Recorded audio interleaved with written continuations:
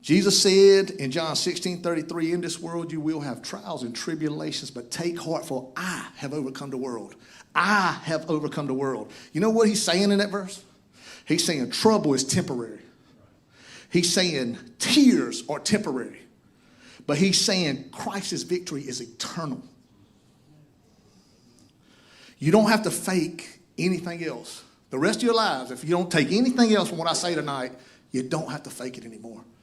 On Sunday morning, you ain't got to fake it. On Friday night, if you go to the bar, you ain't got to fake it. Be you. And know that God will meet you there. And don't try to hide it. And don't try to be a card player.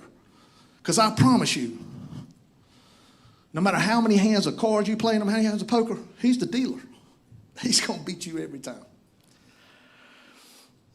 But it's okay not to be okay. It's okay to take the mask off. It's okay to stop standing there alone, y'all. It's all right to tell your husband or your wife or your girlfriend or your buddy or your ministry partner up here that's singing or whoever. It's okay. It's okay to tell somebody that's unsaved that you struggle too. I promise you.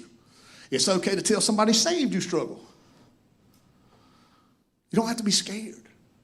And I'm telling you, that's the number one thing that the devil uses is fear in our mind. Fear, fear, fear.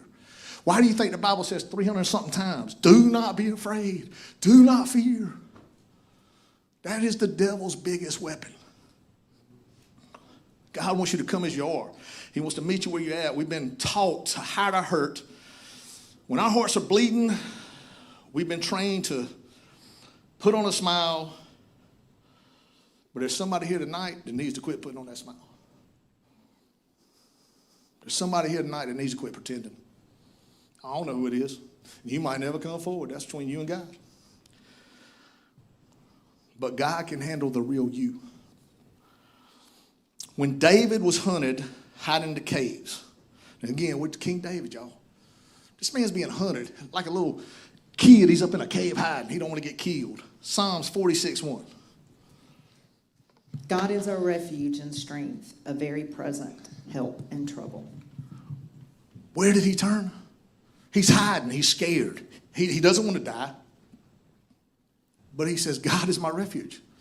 Not this cave, not this spear, not the armies I command, but God. God's my refuge.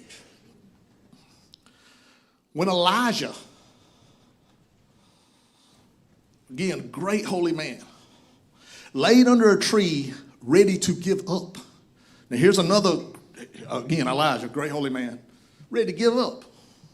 God sent an angel with bread and water. 1 Kings 19:5-6. What's it say? Then as he laid and slept under a broom tree, suddenly an angel touched him and said to him, "Arise and eat." Then he looked, and then there by his head was a cake baked on coals and a jar of water. So he ate and he drank and he laid again. This is a man ready to die. Quit fighting. But instead of hiding, he said, "Hey, God, I'm ready. Let's end this." God said, "Absolutely not, homeboy. Let me send you some food and water because you're getting back up." But Elijah didn't put on a mask. He did not put on a mask. Has anyone heard the story where Peter denies Jesus 3 times? Right before crucifixion. This is one of Jesus' inner circle, y'all. You got to understand, in most of your life, you're going to have a group of 3 people you can count. When you die, there's usually 2 or 3, maybe 4. It's called your inner circle. That are your closest people. He was one of Jesus' inner circles. This cat denied that he even knew Jesus 3 times when he was in front of the Sanhedrin and the Romans. And Jesus comes back to earth and has breakfast with his boys. You know how embarrassing that must have been for Peter? Seriously? There's the man that you have served for 3 years, traveled the country with, stood up for, cut off ears and everything else, and you said you didn't even know him, but yet here he stands in front of you? Peter put on a mask. Said, "I don't know that cat." Jesus comes back. John 21:15-17. So when they'd eaten breakfast, Jesus said to Simon Peter, "Simon, son of Jonah, do you love me more than these?" He said to him, yes, Lord, you know I love you. He said to him, feed my lambs. He said to him a second time, Simon, son of Jonah, do you love me? He said, yes. Lord, you know I love you. He looks at Simon and says, all right, tend to my sheep. Then he said to him a third time. How many times did he deny Jesus? I told you, numbers matter. Then he said to him a third time, Simon, son of Jonah, do you love me? Peter was grieved because he said to him the third time, do you love me? And he said to him, Lord, you know all things. You know that I love you. And Jesus said to him, feed my sheep. Peter won't no shepherd, y'all. We're the sheep. But how could Peter feed anyone when he was wearing a mask before the crucifixion? Now, after the crucifixion, when Jesus sits with him and says, do you love me? Do you love me? Do you love me? Yes, Lord. Take that mask off and feed them sheep. Don't be scared no more, son. You're human. You might be broken.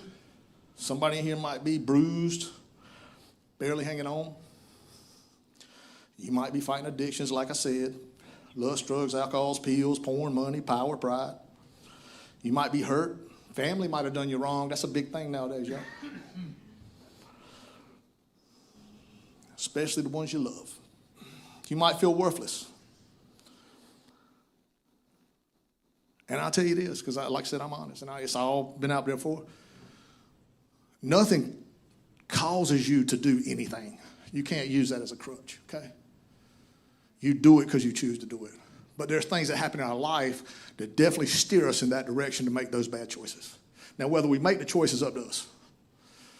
But when I was 15, for 6 months, I was locked up in a ward, a mental ward, actually, because back then they believed drugs were mental, not physical.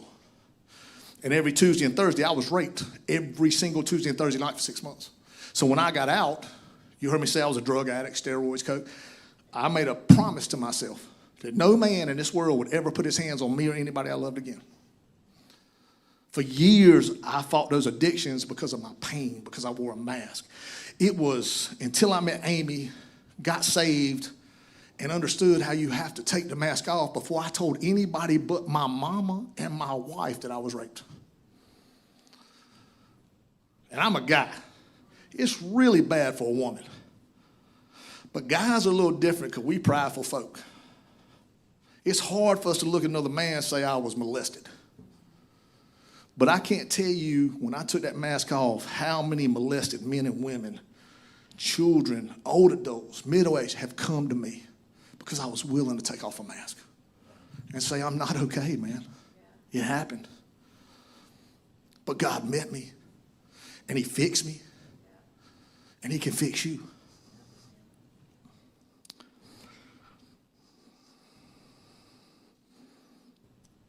Y'all, I try not to get emotional, but if I do, it's because my heart is so full of wanting to see people get closer to God or get saved. And I will tell you one thing, if anybody ever tells you a grown man don't cry, he's blind or he's a woman. Okay? So when I get emotional, I have to tell a joke. But I have a desire because I watch so many people that can be walking with God on the level of Elijah and David and Ezekiel and Job. And yet they choose to just walk away or just do enough to get there. God doesn't run from your mess, he runs to it. I've never seen God run from anything in the Bible. I've seen him run to it. Every time somebody needed help, God went to them. The Lord appeared, God appeared, they prayed, something happened, he sent an angel, whatever. I don't see one verse in the Bible that says God ran from somebody who was not okay. Not one time. Not once. What did Paul say in 2 Corinthians 12:10? Therefore I take pleasures in infirmities and reproaches and needs and persecutions and distress for Christ's sake. For when I'm weak, I am strong. It's a hard verse to understand, to be honest with you. You have to understand what's going on, but I'm going to break it down to you in country terms. Your weakness, your mask, your faults are not the end of you. They are the beginning of him. Your weakness, your mask, and your faults are not the end of you. They are the beginning of him. That's what that verse means. The moment you take off your mask and say, Lord, I can't do this anymore, he says, step aside, I got it. Take it off. Take it off. And let me work on you. Quit playing these cards. Quit acting like you're a Christian and you're perfect, because you ain't. You know why churches don't grow? Because of fake Christians. Too many Christians with masks on. Still ain't saying they ain't getting to heaven. I'm just saying they ain't doing nothing else. And to the day I die, I can promise you right now 2 things ain't going to happen. I'm going to do something else. That's one. And I'm not dying a grumpy old man. I'm not. I am not dying a grumpy old man, y'all. My life verse is on my arms. We can get to, can you have tattoos later? Deal with your pastors on that. There's 2 of them in here, okay? Again, that's the theological discussion. But I have plenty. Now, I was pre-tattooed also. But my life verses are all over my arms. And my life verse, I said it earlier, is John 16:33. In this world you will have trials and tribulations. Take heart, Jesus has overcome this world. To me, that is one of the strongest verses in the Bible. Because next to Hebrews 11:1 about faith, that tells you it can be okay. You don't have to be okay, but it can be okay. It means trouble's real. It means tears are real. Pain and hurt are real. But it also means this. The tomb is empty. The cross is finished. And victory in Christ is yours. That's what that verse means. This altar. And every altar I've ever stood in front of or at. And I'll be honest, y'all, it takes a lot of faith for a pastor to put his altar up for grabs to somebody he don't know. And I'm being honest. Because he don't know what that person's going to do or say. He doesn't know if they're going to preach heresy. Well, I don't preach, speak. He doesn't know if their message is going to be biblically sound. So I always try to make sure to include verses in everything I do, whether you know them or not. Because I want it to be biblically sound. And if I'm wrong, I want to take my mask off and I want that pastor to pull me to the side and said, this right here we need to have a talk about, Ronnie. So, yeah, let's talk because I want to learn. I don't want this mask of, I'm perfect. But this altar today, this altar we're here, this whole thing, I don't know what you think it is or what you think it stands for. But I'm going to tell you what I think every altar I've ever stood before, on this side or that side of is. An altar isn't a place for perfect people. An altar is a hospital for the hurting. That's what an altar is. It is a hospital for the hurting. If you don't know Jesus, this is where you can find him. Now, you can find him anywhere. But you can definitely find him here. If you can't beat that addiction, this is where you can start your battle. If you can't get over the fact your wife cheated on you, this is where you can start your healing. If you can't get over the boy that killed your son, this is where you start. If you can't get over the pain, the hurt, if you can't get over the things in your life that keep a mask on your face, this altar is where you take your first step. And you go to that step every single time you need it. That's why they're up here on Sundays. That's why they're here on Wednesdays. That's why praise teams sing songs. Because this is a place of healing. No judgment zone. None. What does Matthew 11:28 say? Come to me, all you who labor and are heavy laden, and I will give you rest. Rest. This is a place of rest. This is where you put your cares, your pain, your problems, your worries, your losses. This is where you put them. And I ain't talking about this carpet or this little lip right here or this podium. I'm talking about the one that dwells in here. This is where you find rest. My goal is one. And that's not salvation, y'all. I'm being honest. I don't come for one person to get saved. Love to see it every time it happens. I've been to places where none have got saved. I've been to places where 400 and 600 have got saved. But as long as there's one person whose lives changed, that doesn't have to be salvation. That could be a Christian who's not doing a Christian walk and wearing a mask. That could be somebody who doesn't know Jesus and wants to come to him. But I know when I got here today, oh, I love that organ. I know when I do, y'all just don't know how much I love organs and keyboards. I think when I get to heaven, one's going to be playing. I believe it. I think it's going to be more than harps. I think it's going to be that kind of music when you walk in, because it's going to be that wow, that omnipotent, beautiful sound of majesty.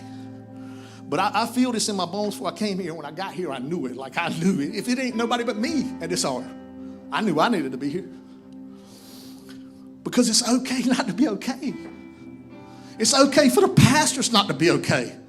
They can't never ask for prayer because they're leading you.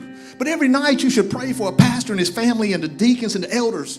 If your church has elders, that's who you pray for. If your church has deacons, you pray for them. Because let me assure you, they wear masks and hats. Hundreds of hats. And they really can't show but so much weakness. Because this world will take that little bit of weakness and just blow them up with it. But people like me, that's what we come here for. I can show you weakness. None of us are perfect. There was one, just one. Your pastor, great man. I already tell you that, but he ain't perfect. My pastor ain't perfect. Billy Graham won't perfect. Charles Spurgeon, and we can go down the list. Peter, Elijah, Ezekiel, David, Daniel, no perfect. The only thing, it's okay not to be okay, but it's not okay to leave this room today the same way you walked in it. That is not okay. I kid you, that is not okay. If you leave here the same way you walked in here today, that's not okay. It's not. Some of y'all are tired of faking it, some of you ain't. You're smiling on the outside, but you're drowning on the inside, man. I know. Been drowning for years. You've worn that mask so long, it's fused to your face. Fused. You don't even know if you can get it off. You've been hiding your pain like Adam, the first man, in the garden. When he was hiding from God because he was so ashamed, he put that mask on. But God is walking down this aisle calling your name, not to condemn you, but to cover you. Not to condemn you, but to cover you.